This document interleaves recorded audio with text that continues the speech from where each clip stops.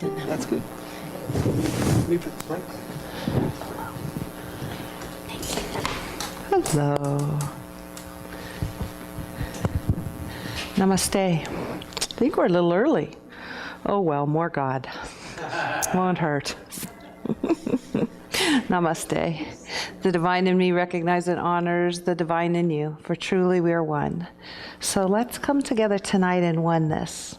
Let's open our hearts, open every cell in our being.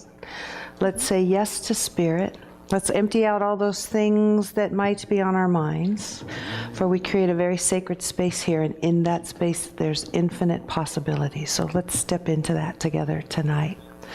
We'll start by our gong, which is a Buddhist tradition. Each time we hear it, allow that vibration to bring us into the now, for it's in the now that God is. So let us start.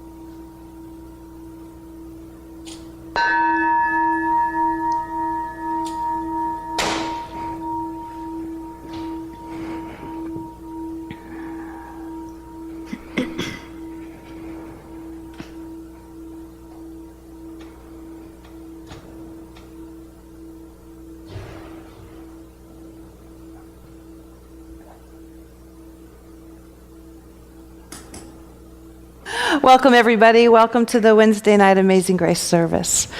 We are continuing on a journey of the way of mastery, utilizing that book, The Way of Mastery, which has 3 parts: the way of the heart, the way of transformation, and the way of knowing. We've just finished up the first 12 lessons on the way of the heart, and we're stepping in today as the very first lesson of the way of transformation. And the title of it is You Are Unlimited Spirit.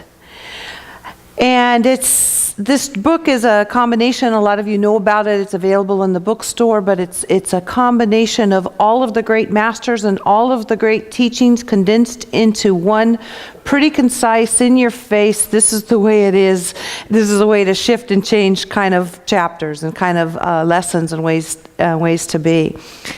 And tonight, talking about your unlimited spirit, I had the experience, we live in Oceanside along the beach, and around 11:30, I guess today, we heard the helicopters and all around us, and right down the street from us is Junior Seau.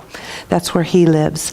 And I would oftentimes, when I do my walking in the morning, occasionally would run into him and see him, and many of you may have heard that he died from a gunshot wound to the chest today, a self-inflicted wound to his chest. And I'm born and raised San Diego, and Junior Seau is our guy. He was a fabulous football player. He's done so much for the kids of San Diego.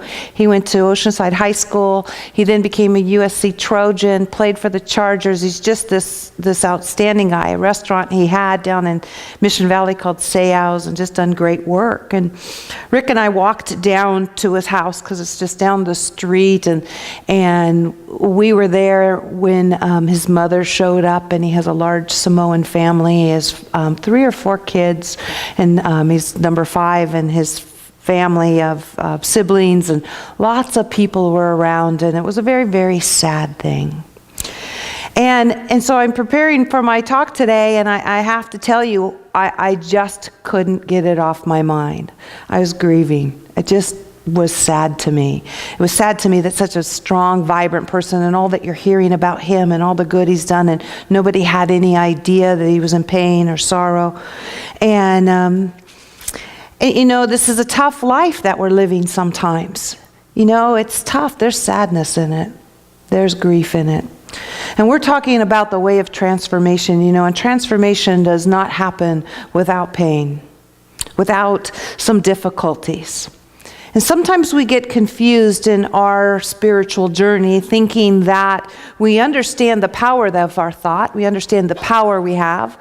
We understand that our thought creates, and we understand all of these things. And the instant that we get into pain, or we get into transformation, or the instant that we're releasing those parts of life that we're complete with and stepping into something new, which is an uncomfortable place, we fight like the dickens to get out of that pain, that place of pain and hurt, and we try to change it because we don't like it. We understand the power that we have. We get mad at ourselves for being where we're at. We get mad at ourselves because we know that there's a different way to do it or something different, but I just plain don't feel good right now.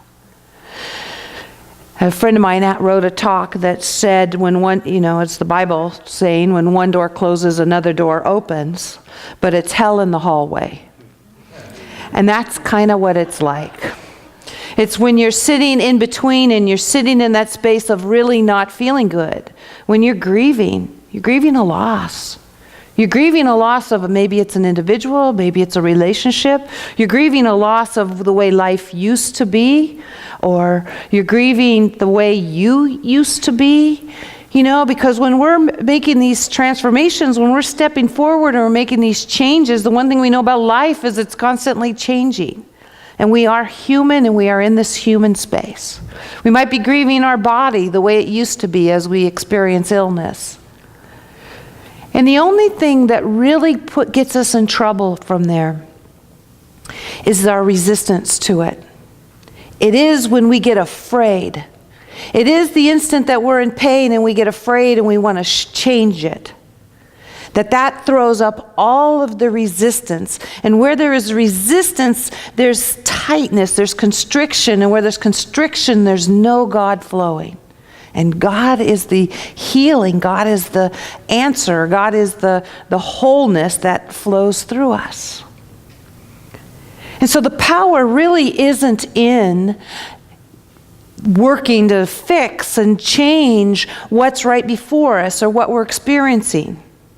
For the transformation is happening anyways. It's happening always. There's absolutely no way that it's not. But we come down to the question. I read a quote that Marianne Williamson put out in her book, or in a flip chart that we read every day, and it said that God's only will for us is to be happy. And so our job is to let God's will be. So as we're going through these human feelings, as we're going through the things that we're going through, the spiritual principle that we apply isn't fix, change, seek, make something different, think a different thought, all that stuff. It is surrender. No resistance. It's allowing what is to be what is. It's not giving it judgment. It's in fact the opposite. It's stepping into compassion. This is what is. This is what I'm experiencing. This is what I'm feeling right now. And I'm going to allow it to be. People get confused thinking surrender is inaction. It's not inaction, it's non-resistance. It's not fighting the situation. Because when we're not fighting, when we're not kinking the hose, when we're not constricting, we're open and allowing, and we move through those things that are part of life, like pain and grief and loss and illness and those things that are part of life. We can't wish that they're not going to be there because they're part of life, but we move through them, and we move through them with this sense that we don't walk alone, that we are guarded and guided, that we're going to have the strength we need. We're going to have everything that we need at any time to make it through anything that shows up in our life. It is the time that we step into trust.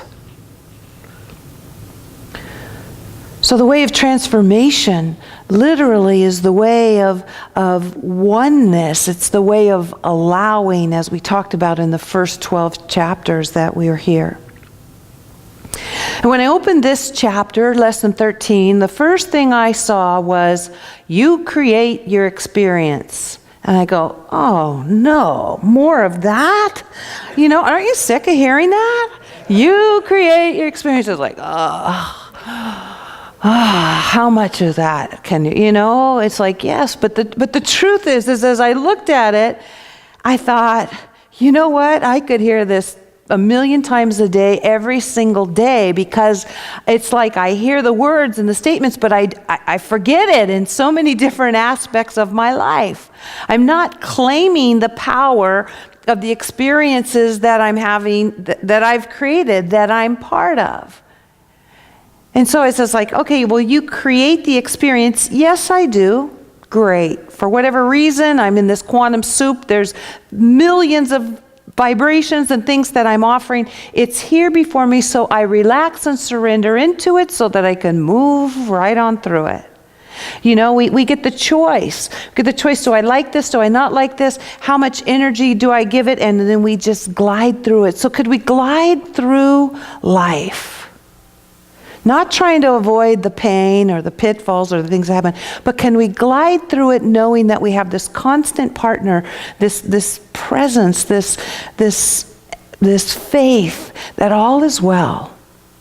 Can we just do that? Can we remember it even in those difficult times? When one door closes, another one opens, but the hallway is hell. Can we sit in that and just go, I know that door is opening. I'll just guide right on through this. In order to do that, though, we must be willing to change. The book talks about that we are unlimited spirit. We are unlimited spirit means that there's infinite things that we can be and create. We are unlimited. And all the experiences that we're having usually are the boxes we've put ourselves in, the definitions we've put ourselves in. So I want to share with you a little bit on this. This book, as he said, is right in your face, and he just is proud of it, claims it.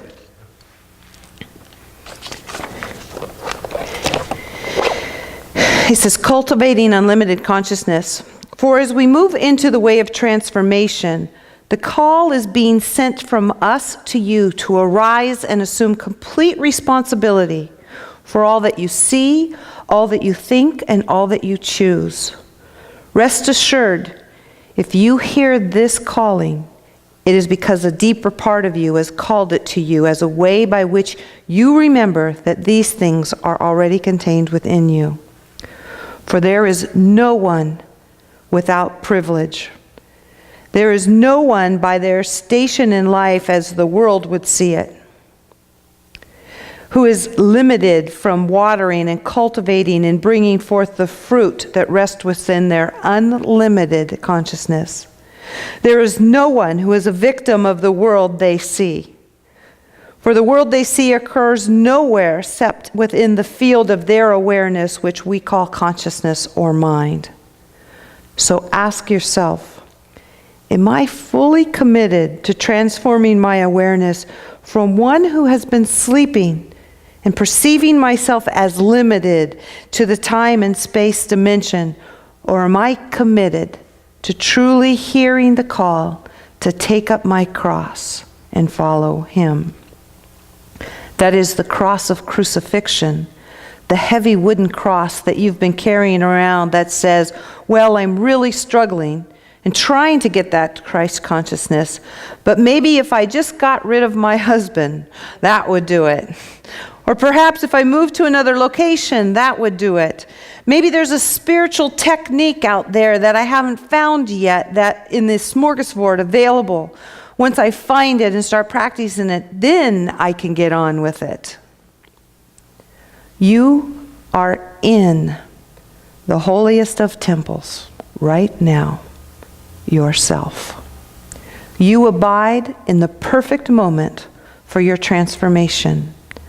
Nothing limits you at all at any time.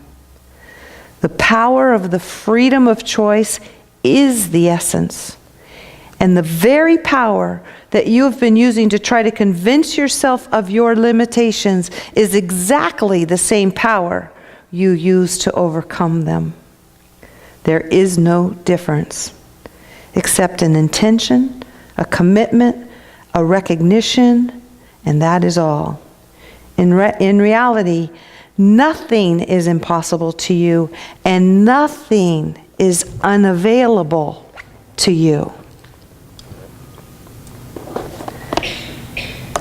Nothing is impossible, and nothing is unavailable to us. Our experiences are the limitations that we've put on it by defining situations. Can we live in our unlimitedness? Can we look at all situations and know that there's a vast array of different perspectives, different ways, unlimitedness that we can move through this? But the way for us to do this is through the commitment that we must do it differently.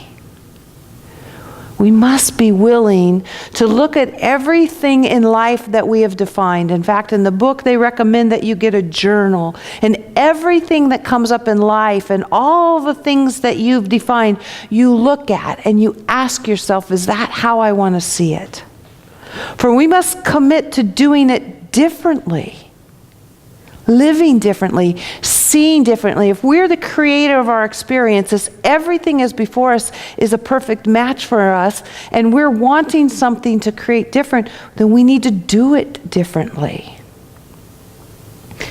I was looking at, we have our meditation class that's here, and we did a powerful meditation that I want to invite you guys to possibly do this last week. We called it the writing meditation, is what it's called. And we had the opportunity to talk to an aspect, an emotion, a feeling, or our body. You really you're writing a letter and it's responding to you. So you could say, "Dear life, tell me, about this," or "Dear body," or whatever. Anyways, I personally decided to write one to my physical body. And said, with the different things that's going on in it, I just simply asked the question, what do you want me to know? And something really powerful came to me, and it said that it is all within you. That the things that you're trying to do outside to fix it. For me right now, one of the things I'm trying to do is lose the recent weight I've gained. So it's like you're never going to comfort your emotions, your feelings, or anything from utilizing something outside of you. A lot of us emotionally eat, or when we're in stress, we do things, or we have different addictions. Maybe it's wine at night, maybe it's shopping, maybe it's spending, maybe, who knows? We all have all different things that we do when we get stressed or under tension. And the answer was, it's nothing that you do on the outside to soothe ourselves is the answer, and it will never work permanently. And I thought, that's right. That the way through transformation, the way of making the change, is to literally find peace and soothe ourselves inside through that spiritual principle, through that deep knowing. That's how transformation happens. It's never about utilizing something on the outside to soothe you or to make you feel better, food or whatever it is. It always is about going within and finding peace. It's about being in that space of love. It's about being in that space of gratitude. Everything comes from within, not without. He talks about that in the chapter, and he takes it one step further, which if we were to live this from the most absolute way, what it's saying is that nothing outside can hurt us. Everything is created through consciousness, through our mind, through inside. So therefore, the food you eat can't hurt you, and it can't make you fat. It's not the food that you're eating. It's the consciousness, it's the emotions, it's all of the stuff. That's what's doing the creating. It's the within that's creating. It's the outside world isn't doing stuff to us. Now you could argue that, but the truth is it's the consciousness. There's lots of people that, for instance, eat unlimited things and don't have those issues. You could say, well, it's their metabolism or whatever, but is that consciousness? What is that? But if we stop, the point of it is, even in the most absolute thing, is that if we stop being afraid of the outside world, but turn that around and saying, if we understand the power of our inside world, if we understand the power that we are the creator, if we understand the power of our own consciousness and our own awareness, if we understand the power of our unlimitedness and unlimited spirit, then all of those things that we're trying to fix and change and resist and fear and all of those things on the outside world will shift all by themselves automatically, because who and what you are, what you're vibrating at, isn't a match for them any longer. So the spiritual journey, this unlimited spirit that we're talking about, is loving what is. It's being in the now. It's not resisting. It's living in faith and knowing, a deep knowing. It's examining our awareness, our thoughts, and choosing those things, taking off the boundaries, the limits, and allowing the unlimitedness. It's asking the questions and listening, because the universe is talking to us all the time. We can ask the question and it'll tell us anything that we want. What do you want me to know about this? You know, we fight and struggle with diets and all this and the other. What I want you to know about this is it's not outside of you. It's inside. It's in peace. It's in love.